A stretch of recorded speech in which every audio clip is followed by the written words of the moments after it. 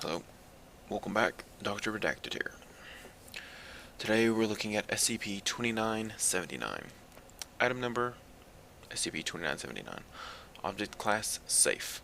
Special containment procedures. SCP-2979's only remaining vector is to be kept in a secured containment locker at Site-162, placed within an opaque sleeve. Personnel are to avoid eye contact with SCP-2979-1. No photography or videos to be taken of SCP-2979 at any time. Eastwood Secondary School in Danvers, Massachusetts is to be watched for further anomalous activity until January the 1st, 2017. Personnel affected by SCP-2979 must be treated with Class F amnesiacs within 1 month of exposure. In other words, it'll completely wipe them. Nah, that's an Omega. I'm just messing with you.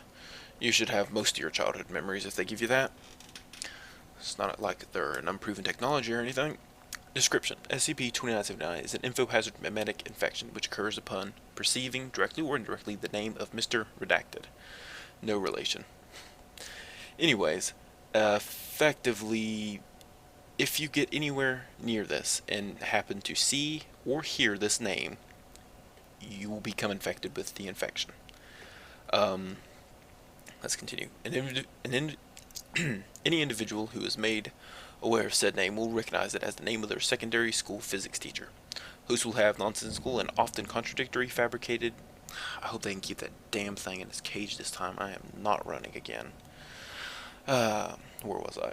As the name of their secondary school physics teacher. Hosts will have nonsensical and often contradictory memories fabricated around this teacher to support their belief.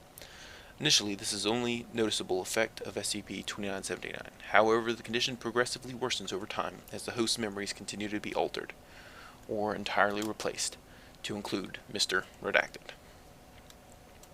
Due to the relationship between memory and personality, this consequently leads to a personality change within the host. The way in which this happens is unpredictable, and varies from person to person, but most subjects exhibit difficulty focusing and will over time become delusional and noticeably detached from reality. If left untreated, this leads to a restructuring of the affected person's subjective reality. The entirety of the process happens over the course of 1 month, after which the effects of SCP-2979 are irreversible. Unless you completely wipe the person, but then they're just a drooling baby, so it's... yeah. SCP-2979-1 is the only remaining vector for SCP-2979 infection, as all other instances of the name have been destroyed. SCP-2979-1 is a black room sign which was recovered from Eastwood Secondary School in Danvers, Massachusetts. Wow, I'll say it different each time. You know what? Fuck you. I'm too tired to record this again. The sign reads 303B Mr. Redacted in white raised lettering. The sign itself has no inherent anomalous qualities other than those imposed on it by SCP-2979. It remains unclear if any individual of this name was ever employed at the high school, as records of his existence, while present, are unreadable due to its naturally infohazardous properties. The current working theory is that Eastwood Secondary School is the origin point for SCP-2971, as it is the only known location of an outbreak. Luckily, Foundation recovery teams were able to contain the threat before it spread beyond the school. It means we slaughtered children.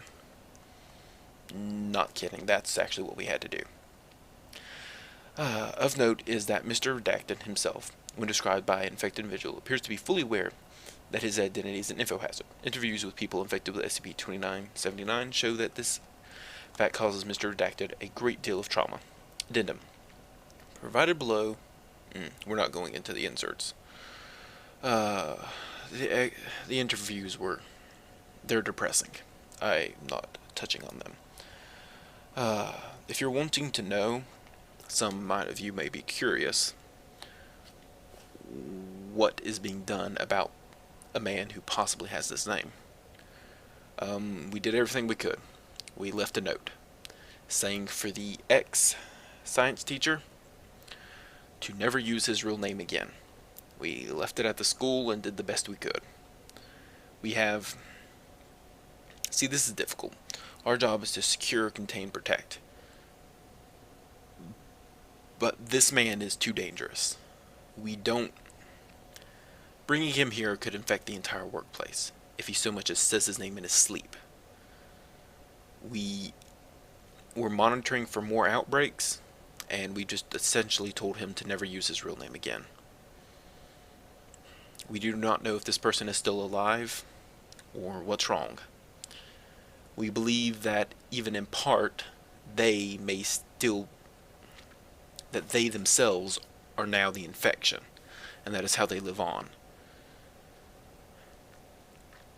We truly do not know how to take care of this one. Memetic infections are some of the most difficult to deal with. As I said, the amnesiacs are not fully tested. Let's just say more than one person has come out the other end drooling like a child. This is Dr. Redacted signing off. Stay away from memetic hazards if you can.